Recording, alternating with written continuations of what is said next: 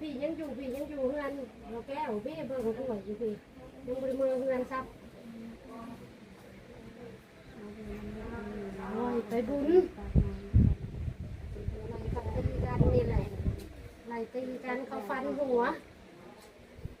ดีให้เช่าสบายดินบรรทุกมาเกชีหอดหัวหอดเฮือนเลยนะเขาฟันขนมาเนาะบ่ได้ก็ได้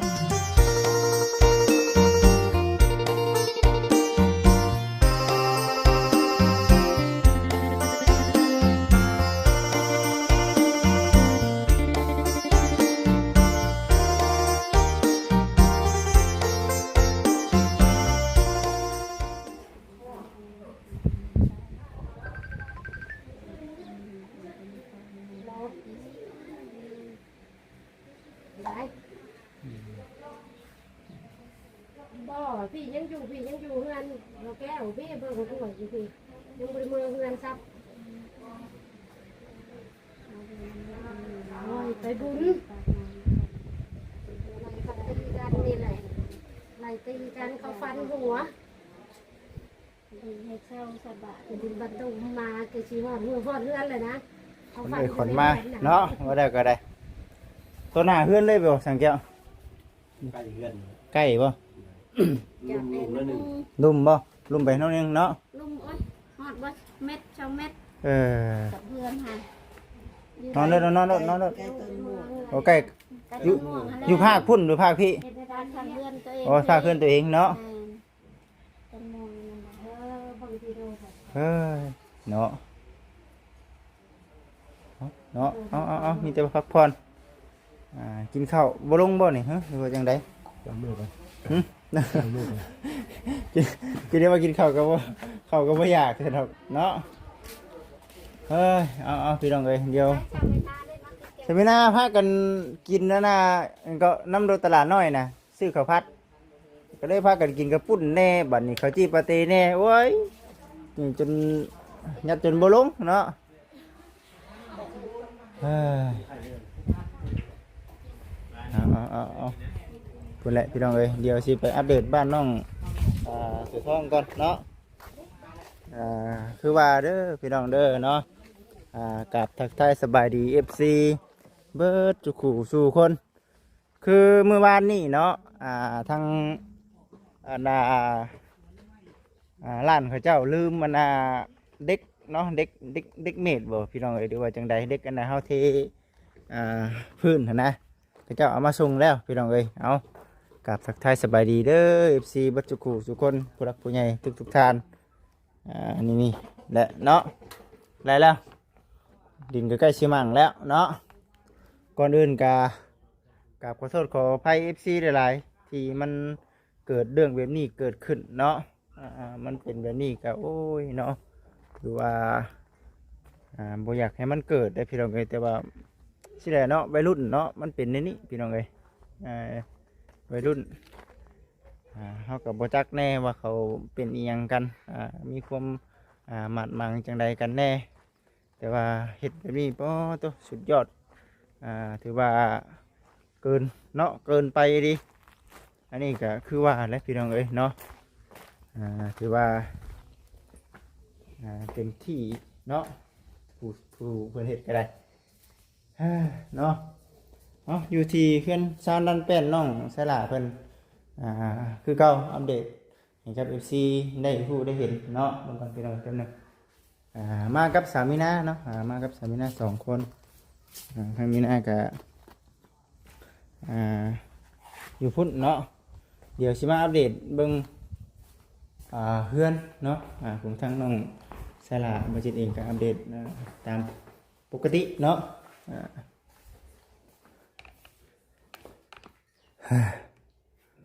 ยังตัวนี้เนาะนี่เนาะยังบ่ทันได้แล้วเทื่อเทคานเพิ่นนี่เทคานทั้งทึ่งนั่นเนาะยังบ่ทันแล้วปัจจุบันนี้พี่แล้วโบกฉาบเทเนาะยังบ่ทันได้แล้วเทื่อเดี๋ยวสิพุ่นแรกบัดนี้สิไปบ้านเนาะไปบ้านน้องดาวเพราะว่าทั้งสร้างพุทธเนาะกำลังดำเนินการอยู่นึงคือเฮ็ดเกาะบอนหนึ่งเขาหนึ่งน้ำให้กับน้องดาวเนาะเดี๋ยวไปเจ็ดอีก4 พา FC ไปเบิ่งก่อนเด้อพี่น้องเด้อมื้อนี้ก็น้องๆเพิ่นหยุดการหยุดงานได้กับบ่ได้คือว่าแหละมันบ่มีอารมณ์เฮ็ดเวียกเฮ็ดงานดอกมีแต่ว่าเบิ่งไปนํกันเนาะแล้วล่ะบ่ปรับแต่งเรียบร้อยแล้วได้เรียบร้อย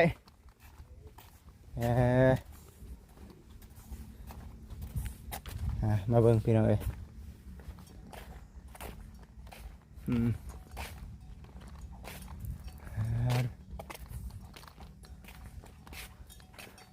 แน่แล้วแน่อีกเป็นจังได๋ล่ะเอ้าช่างพุทธสบายดีสบายดี เป็นไง ย่างมันขาดไปแล้วบดเลยจากนี้เบิ่ง โอเคเนาะบัดนี้มันแดดมันบดแล้วก็อยากแน่เบิ่งเนาะบดเท่านั้นเด้อพุดไปคิดนี่เลยค่ะได้แล้ว ว่าได้ก็ได้เนาะเห็นได้ซะบนหนึ่งข้าวหนึ่งน้ำ ทำไว้ให้มันเค็งเข้าไปปลูกกุโลต่อ เอากระโหลกทำอีกดิเนาะถือว่า ปลูกก็ได้ไปจิตเนี่ยเพราะว่ามาแล้วเนาะ โอ้เฮ็ดจนเท่าแล้วเท่าทั่วเพิ่นน่ะเนาะเฮ็ดได้ซะตามผู้รักผู้ใหญ่เพิ่นว่าคันว่าจะได้ใจก็บ่ได้แล้วเนาะค่อยเฮ็ดไปปล่อยไปนี่แหละโดยเอาถือว่ายังอยู่ในขั้นตอนเนาะ FC ของการอันนี้อยู่ให้มันแข็งก่อนแม่นบ่ให้มันแข็งได้เฮาจึงเอาไม่ใช่เนาะเด้อ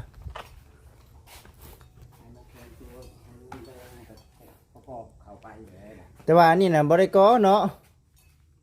บ่ได้ก่อล่ะว่าอันนี้มีแต่เทซื่อบ่ได้ยินว่าก่อก่อแบบใดน่ะ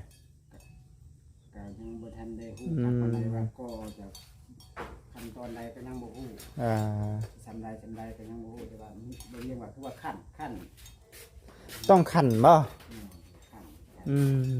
เดี๋ยวใดก็ยังบ่ได้ฮู้ครับแบบใดเนาะพี่น้องเอ้ยรอเบิ่งรอชมนำกันรอติดตามรับชมนำกันเด้อพี่น้องเด้อ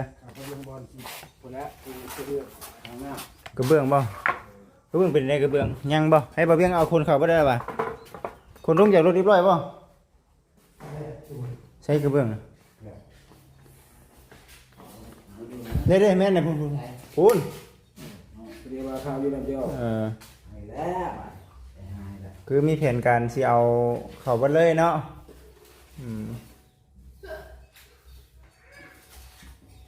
แม่แล้วตั้งเสมอกันเลยเอาให้มันเสมอเลยพี่น้องเลยเนาะว่าสร้างกัน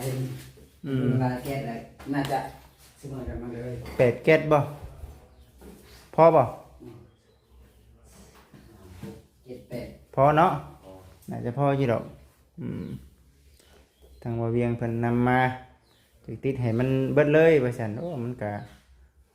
คือว่าแหละคักอีกแบบนึงเนาะ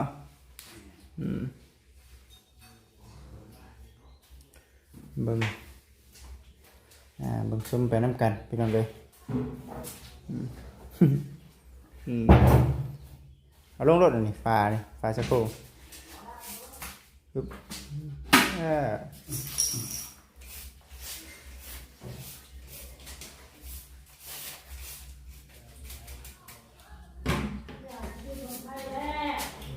ไปจูดได้ป่ะคนมาจูดของไฟแล้วมีอยู่เพื่อนนะบ่วันนี้ไปจูดบั้งไฟเด้อพี่น้องเด้อน้องดาวเด้อมีแต่สร้างนี่แหละอดได้เนาะไปบ่ได้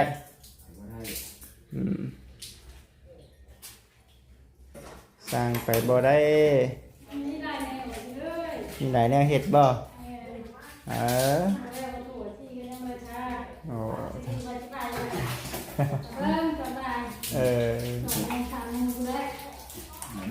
ไปเบิ่งว่ายังสิไปเบิ่งอยู่บ่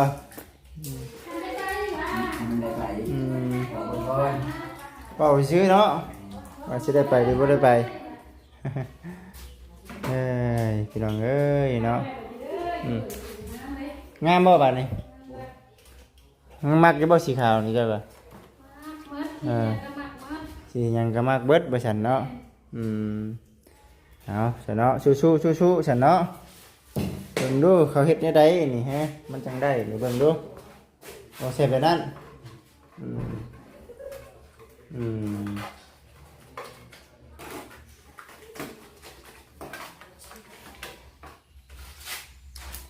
ยัดลงเห็นบ่ แม่ อืม พูด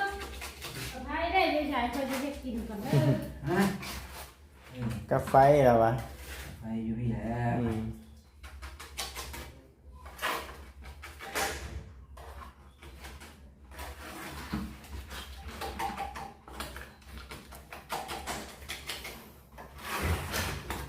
กำลังเป็นไงกำลังที่ดำเนินการเอาอันน่ะแต่กระโหลกขอบข้างขึ้นคุณแล้วบัดนี้บัดมันแล้วมันทั่วคุณแล้วก็เบิ่งไปงามอีกแบบหนึงคือกันเนาะโอ้ฮ้อนได้เด้พี่น้องเอ้ยฮ้อนแท้ๆฮ้อนแห้งเนาะ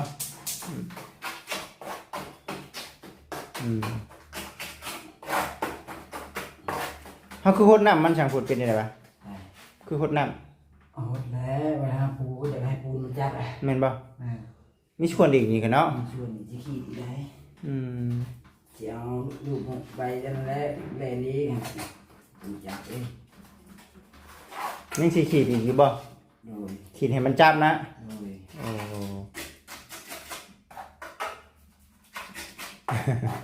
เอาเบิ่งไปแล้วพี่น้องเอ้ยเนาะอยู่ในขั้นตอนของการปูตากะโลเอาขึ้นเทิงนะว่าได้ก็ได้เบิดเท่านี้ความงามเนาะ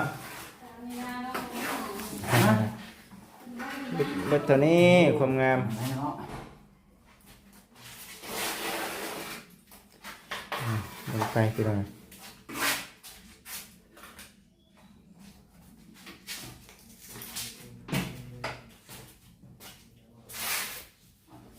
สังเกตทางจัดเจนอยู่เด้อพี่น้องดูตรงนี้เด้อ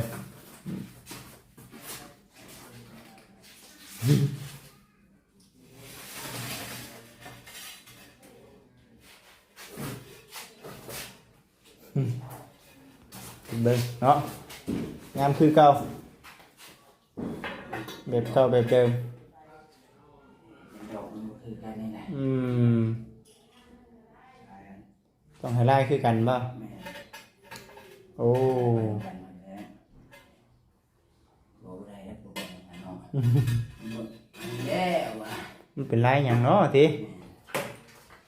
โอ้มีโดดมีลายได้พี่น้องได้เห็นบ่เนาะแต่ละอันมีลายของมันนี่เลยลายกันพี่น้องนี่เลยขาวชมพูอยู่นี่เด้แต่ก็โลคนละสีอันน่ะลายมันหั่นนะลายมันเสกนั่นเสกนี้มันไปคนละทิศ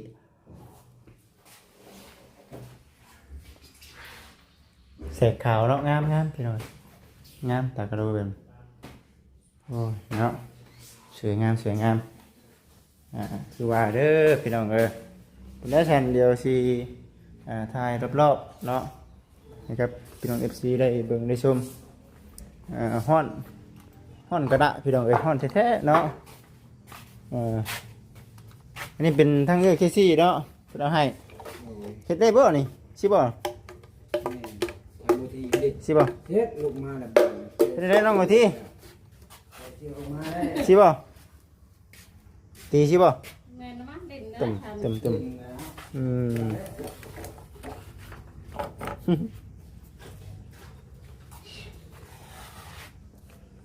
เอาลงไปน้ำกันยังถ่ายให้มันนั่นอยู่พี่น้องยังถ่ายให้มันแข็งอยู่ส่วนตัวบอลจูไพนี่เนาะมานี่ก็อีกแบบนึงแล้วมืออื่นเพื่อนจะได้เอาไม้เอาต่อขึ้นเนาะให้มันแข็ง ในหันยุด หยุดบ่มืออื่น โดย เป็นสิได้คือว่าหยุด เอาบุญหมดบ้านหมดเมืองเลย บุญยัง ยังบ่ฮู้มันบุญจักบุญยัง ไปเดียวว่ามื้อนี้บุญนะ บ่แม่น บุญยังอีกฉัน เพิ่นบ่ได้โฮมมื้อนี้ เอาอยู่ในวัดบ้านเฮานี่เด้อวะ แม่น บุญยังก็ บ่จัก นะเจ้าของเจ้าของบ้านแท้ๆได้นี่ แม่นเจ้าของว่าแม่ได้ชานี่พอจะได้ลงบริจาคน้ำเจ้าเอามาให้ เออ 2แพ็คให้ลูกดาว2แพ็ค เออ พากันกินแพ็คหนึง เป็นที่กระลงบริจาคบ่คือเชิญ อืม ขอมาแต่นานแล้วขอไปบริจาคขนมแพ็คนึงขอกระดาษกับ20,000ขันสิไปวันนี้มื้ออื่นวัดยันในลงเพลนลงยังน้ำมูนะ ยังห่าง ว่าไปได้ลงน้ำมูจะเถื่อเนาะ ห่างบ่ฮู้ว่าบุญหยังติ แม่น โอ้ยเนาะ จะรู้จักบุญยังทำได้ถามผู้ใหญ่เพิ่น เออ จะน่าเพิ่นสิว่าเจ้าอยู่ใช่มาเหรอวะ คือบ่ เจ้า จักเท่ติ บุญเหรอวะ เออ บุญยังกับบ่ฮู้ คือเจ้าเฮ็ดทั่วบ้านทั่วเมืองเนาะ แม่นแล้วก็บ่ปากเลยนะ อืม ใครถามบุญยังกับบ่ฮู้บุญม่วนนั่นแหละ บุญม่วนเอาติเจ้าอืม วันนี้ละบุญบะตูมละฮู้อยู่ บุญมันตุนบุญของไผเจ้าของบ้านไปแล้วเนาะ แม่น จะไป อันบุญอันนี้แบบบ่ฮู้ ไปดินบุญเพิ่นก็ได้ทั้งน้องดาว เนาะ เนาะ หรือบุญบ่แม่นค่ะป่า บุญแล้วชาวพี่น้องเอ้ยบ่จิตเองก็คือสิบ่ได้ลืมของหยังแล้วว่าเนาะให้กับน้องๆเพิ่นว่าบ่ได้มีนะพี่น้องเอ้ยเดี๋ยวเพิ่งอย่ามื้ออื่นก็สิได้เปลี่ยนแผนการเดินทางไปทางอื่นต่อมื้อนี้ได้รับช่วงถือว่าสำเร็จเด้ทางผู้รักผู้ใหญ่เพิ่นมอบหมายงานให้มื้ออื่นจะบ่ได้มาคือกันเด้อเด้อ บ่ไปละบาดนี้ เอานี่เจ้าก็บ่ได้มาอยู่เด้อมื้อนี้แม่นล่ะบ่ โดย สิมาหยังเนาะสร้างก็บ่ได้มาเดี๋ยวผู้ใดมื้ออื่นสิไปทางอื่นพี่น้องเอ้ยทางใหม่ก่อนบ่ได้มา พอแต่บุญเบิดบ้านเมืองก็บ่พักเลยเนาะย่านเพิ่นว่าแนั่นนะ จะได้แต่เงินแทนติ แม่น อยู่เนาะ อยากไปทำบุญนำหมู่ อื แน่ มแม่นเอาเฮ็ดบุญเฮ็ดทานไปนํเนาะ แม่น ไปซั่นเดี๋ยวสิขอไปเบิ่งช่างพุทธได้ก็สิได้ขอตัวจบคลิปมันแหละพี่น้องเอ้ยเบิ่งก่อนว่าเฮ็ดแบบใดเนาะเอาขึ้นแบบใด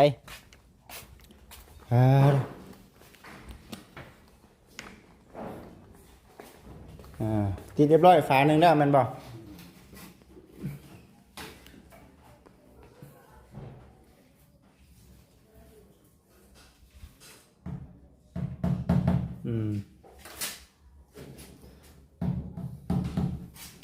เขาติดตากระโล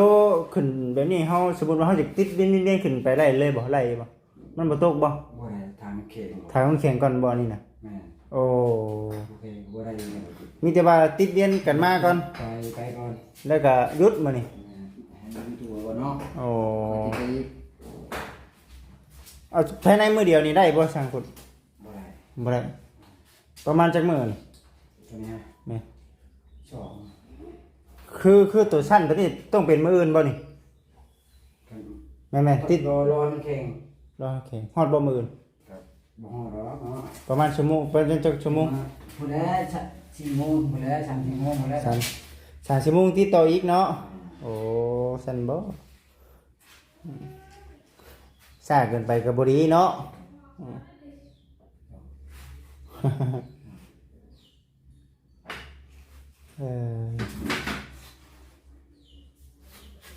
เอาเบิ่งไปสั่น FC เนาะ มันบ่ได้ง่ายว่าสิใส่ผ้ามันติดจังยากไง มันบ่ได้คือติดอันนี้แน่เนาะ แม่ คำว่าติดตัวฟื้นนี่ยังว่าใครในได้เนาะคำว่าติดตัวนี้มัน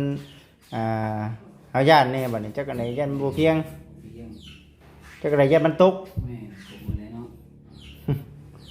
โอ้ยเนาะเอาฉันเนาะสู้ๆเด้อช่างพุทธเด้อสิได้ขอตัวจบคลิปก่อนพี่น้องเอ้ยให้ทางช่างพุทธไฟนี่เฮ็ดจังได๋ไฟนี่มอดหรือว่าเปิด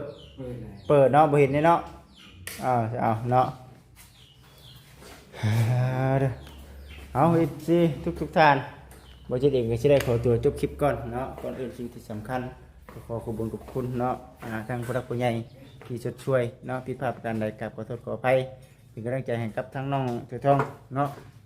เศร้าไว้เนาะสู้ๆเนาะพี่น้องเอ้ยพุ่นทางสามีนากันนอนถามจิตมานี่ก็ได้สิไปเอาชีดหมูน้ำกันว่าซั่นพี่น้องเอ้ยโดยสบายดี